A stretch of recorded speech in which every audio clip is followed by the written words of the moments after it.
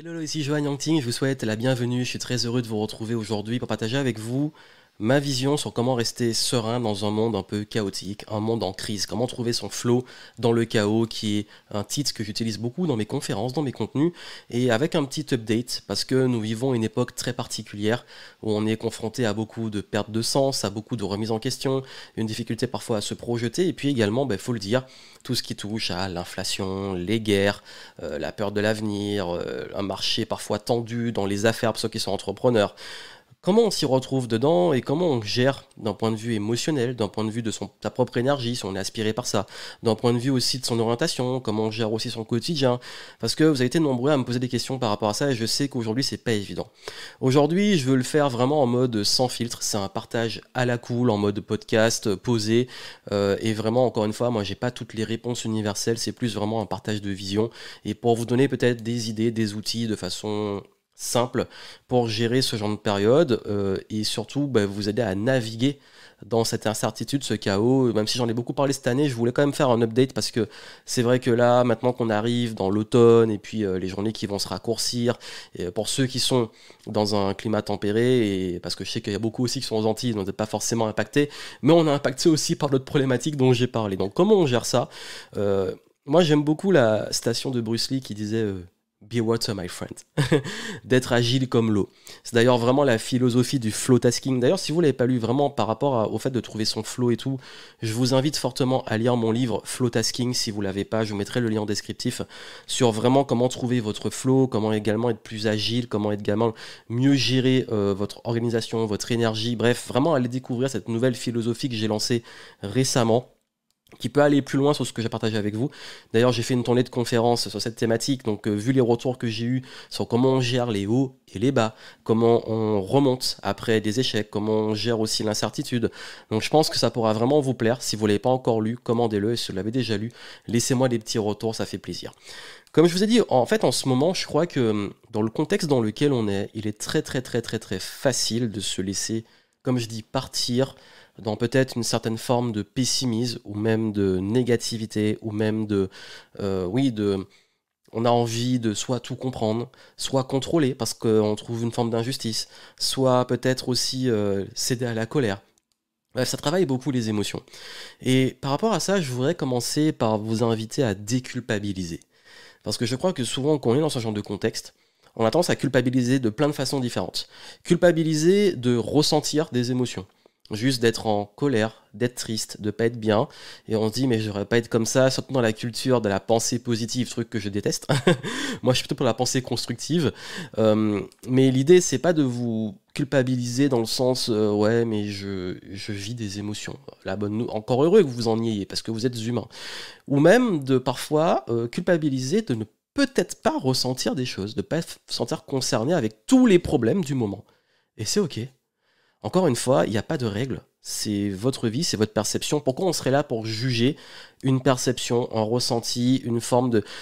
Nous sommes tous différents, tous humains, avec un vécu et tout. Il y a des causes qui peut-être peuvent tous nous toucher, d'autres un peu moins. Parfois, c'est plus proche de nous, on est plus dans une identification. Des fois, on a plus de recul. C'est ok. En fait, chacun est différent et ne culpabilisez pas de ne pas réagir aux mêmes choses que tout le monde. Et je pense que ça, c'est important parce qu'aujourd'hui, il y a beaucoup ce truc de... On oblige limite chacun à donner une opinion ou on oblige chacun à toujours avoir un avis sur tout. Mais est-ce qu'on est vraiment obligé? Ou on oblige chacun à être indigné de tout. On oblige chacun à... Ou alors ne pas s'indigner. En gros, il y a une sorte parfois même de pression, surtout avec les réseaux sociaux, de comment il faudrait réagir à chaque fois. Tout ne mérite pas une réaction. Et vous êtes humain.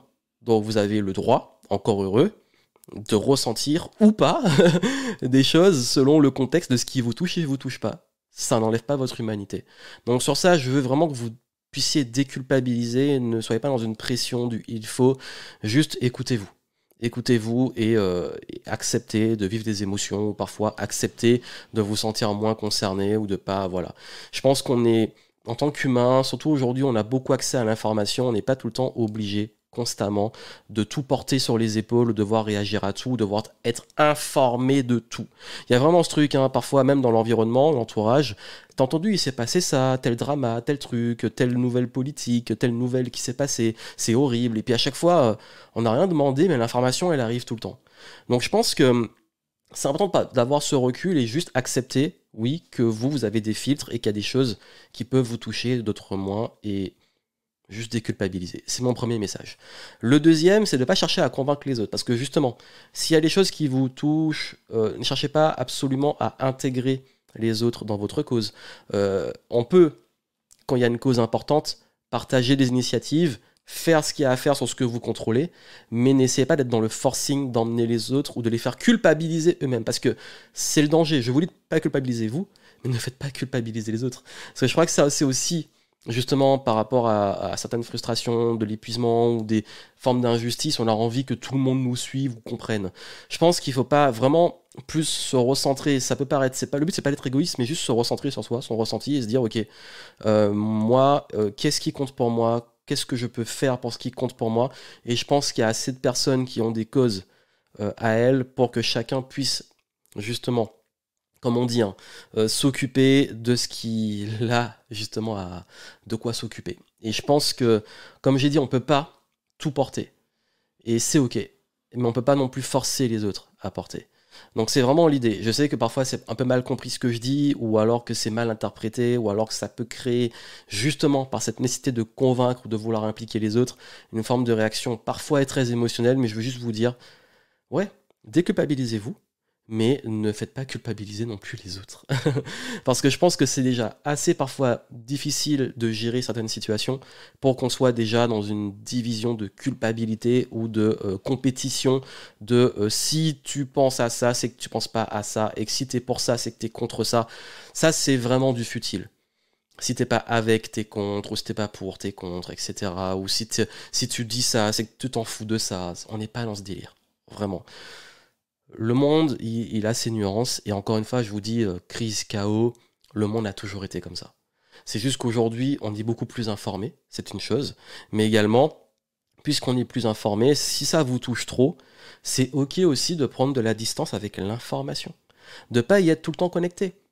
Si vous voulez vous informer, informez-vous, mais mettez un filtre. Restez pas d'ailleurs devant les chaînes d'information en boucle. Vous avez l'info, c'est bon, il n'y a pas besoin d'aller creuser, d'aller plus loin. S'il y a vraiment une démarche d'information réelle, oui, dans ce cas-là, allez vous informer avec différentes sources, des sources qui sont parfois beaucoup plus dans la profondeur de l'analyse, avec des faits, en croisant les choses, en ayant un esprit critique, et pas juste l'information purement émotionnelle qui va vous impacter vous. Parce que ça aussi, c'est quelque chose, c'est un piège, c'est que souvent l'information, elle est amenée, surtout dans le monde qui va très vite, de façon extrêmement émotionnelle, et du coup, on est tout le temps dans de la réponse et de la réaction émotionnelle. Et je pense que c'est vraiment le genre de climat et de contexte dans lequel il ne faut pas tomber dans le mode réactif. Réagir à tout, donner une opinion, s'informer et tout de suite s'indigner. Et puis tout le temps, réaction, réaction, réaction, réaction, réaction. Parce que quand vous êtes comme ça, vous n'êtes plus en train ni de construire, ni de faire des choses justement qui sont utiles. Et même s'il y a des causes qui vous tiennent à cœur, c'est pas en étant tout le temps dans une réaction que ça va régler les choses. Et ce que je dis souvent, même en organisation et productivité, le mode réactif, tout le temps répondre aux mails, répondre aux réseaux sociaux, répondre aux commentaires, répondre à un message, au bout d'un moment, c'est limité. À un moment, il faut créer. À un moment, il faut réfléchir, il faut penser, il faut être créatif. Faut pas, et si vraiment vous avez envie de changer le monde, il faut réfléchir à quel changement apporter concrètement, quelle solution. Pas juste être dans une réaction émotionnelle des problèmes et en parler tout le temps. D'ailleurs, moi, c'est une de mes règles que je donne souvent, c'est qu'ok, tu peux parler des problèmes, c'est important d'être conscient des problèmes. Par contre, maintenant, si tu en parles tout le temps, et si tu as tout le temps un problème qui revient, il serait peut-être temps d'apporter aussi des solutions ou de réfléchir à des solutions. Et ça, je crois que d'avoir cette posture plus distante, de moins réagir et plus, ok, retrouver une forme de créativité, retrouver une forme de pensée qui vous appartient, une forme de, ok, qu'est-ce qui est important pour moi, qu'est-ce que j'ai envie de faire, qu'est-ce que j'ai envie de semer, qu'est-ce que j'ai envie de cultiver, quel est mon rôle aussi, quel rôle je veux avoir. Encore une fois, sans culpabiliser de vous obliger à une chose, vraiment où vous voulez être. Et voilà, et comme ça, vous lâchez prise sur ce que vous ne contrôlez pas. Et qu'est-ce qui est dans votre contrôle? Qu'est-ce qui est dans votre champ d'influence? Et là, croyez-moi que justement pour un changement, vous serez beaucoup plus utile. Et je donne souvent l'exemple, et je sais que je ne prends pas beaucoup de copains, mais il y a beaucoup de gens, quand ils ont des causes, plutôt que d'être justement pour, ou pour créer, pour réfléchir, apporter des nouvelles perspectives, un nouveau système, une nouvelle façon de faire, ils sont contre. Et ils font culpabiliser les autres.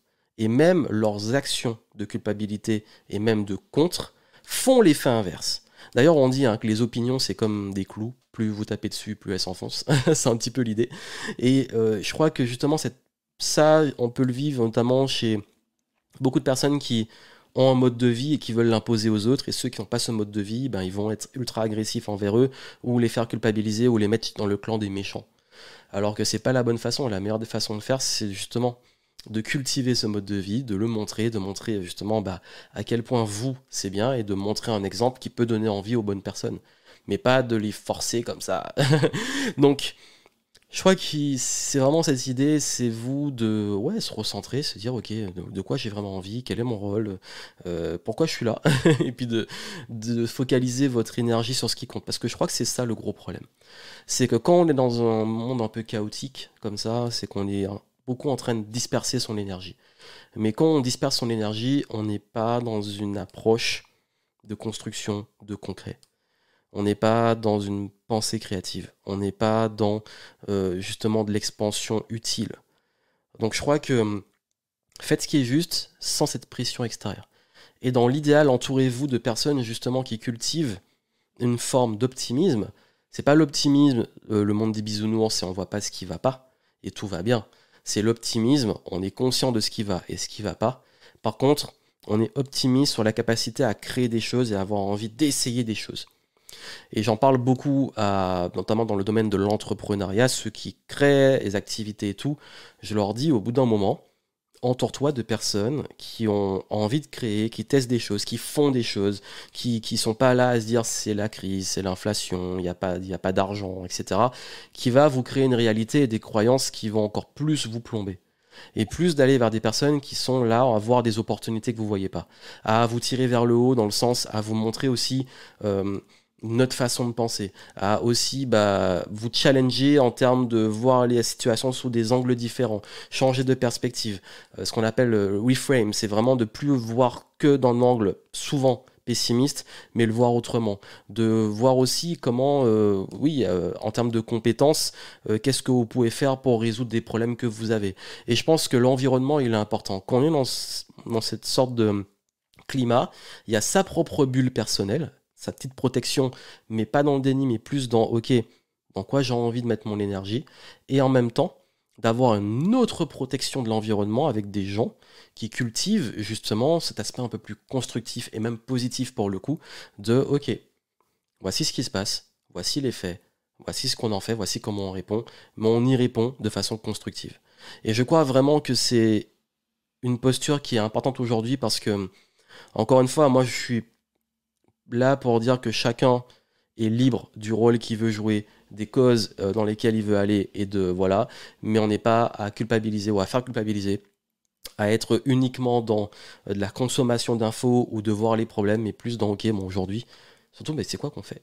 Mais sans se mettre non plus une pression. Si vous n'avez pas envie de résoudre tous les problèmes ou de vous mettre ce genre de pression, vous n'êtes pas obligé non plus. Donc je pense que c'est plus ça, c'est comme ça que je vois vraiment les choses.